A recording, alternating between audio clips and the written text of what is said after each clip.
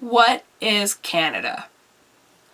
There's this pervading sense in Canada that this is a place of nowhere, or as the Spanish say, acá nada.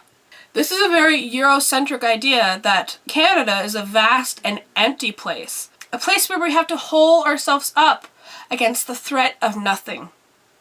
And This Is My Country, What's Yours, Noel Richler sets out on a 3-year journey with the notion that any place is only a landscape until it's animated by the stories that provide its identity. Part travel diary, part history lessons, and part interviews, this book addresses the daunting question of what is Canada.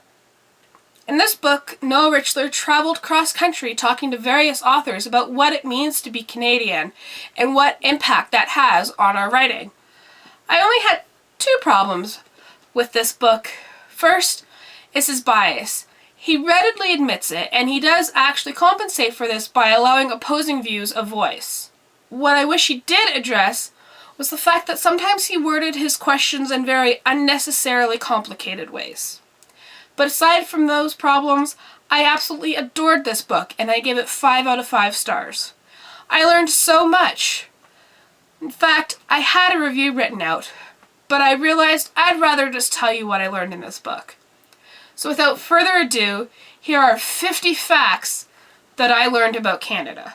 Canadians don't ask questions about people's past because this is a new place, a place to start over. Don Mills was created as a utopian suburb.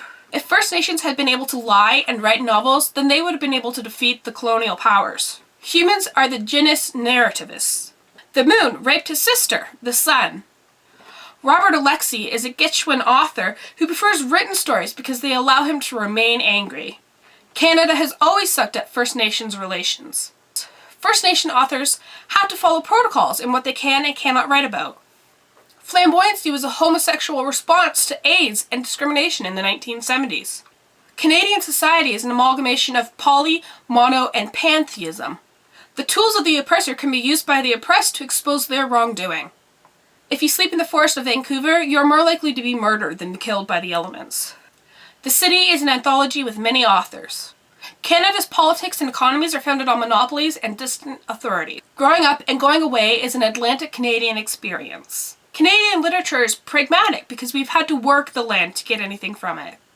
A lot of New Brunswick is owned by the Irvings. Canadians are both fearful of and deferential to authority. Saskatchewan writers feel more compelled to create characters because their vast empty space calls to be populated. This also means that people from Saskatchewan are more likely to be religious. It's difficult to write in Saskatoon because it's new and there's no writing there to guide you. The Northwest Mounted Police were created by Sir John A. Macdonald in a response to the 22 Assiniboine people being murdered by drunken Americans. Canada's trans-country transportation does not allow for easy returns. There's so much historical fiction being written in Saskatchewan because they have no future. The myth of multiculturalism was a creation intended to unite the country and avoid problems with the francophones of Quebec. Canadians feel uncomfortable confronting their historical past, so they have created the myth of a peaceful nation. John Franklin, who hoped to discover a northern passage, died because he refused to give up his English pretensions and mingle with the Inuit. All Canadians feel a low-grade resentment to the government. Canada was built on the business model, not a nation-building one. Canadians saved the Allies' butts in World War I and World War II, despite the fact that they did not think that we would succeed. War equalized Aboriginal and white soldiers, but this did not continue when they returned back home. Canada needed heroes to prove that we are a great nation, so we created heroes out of normal people. Acadians presented a threat to the colonial powers because they were a democratic society before any of the revolutions disposed of their royalty. Newfoundland asked to be governed by Britain. Slavery and segregation did exist in Canada. There was a Newfie Renaissance in the 1970s. The disclaimer that characters in a book do not resemble anyone living or dead is a lie. Authors must have a sliver of ice in their heart as they portray those they love in their writing. The Beothuk people were mostly massacred by the Paitons of Newfoundland.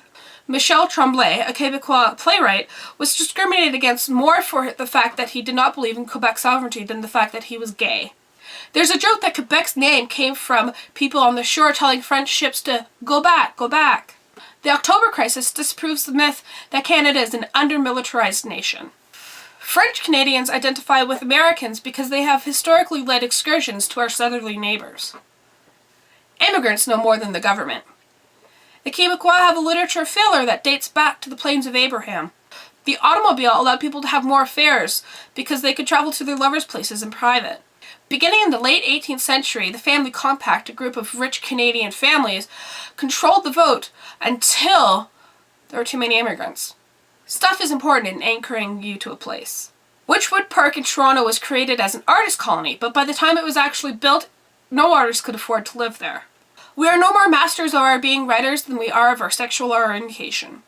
Fiction makes errors explicit. It exposes our faults to ourselves.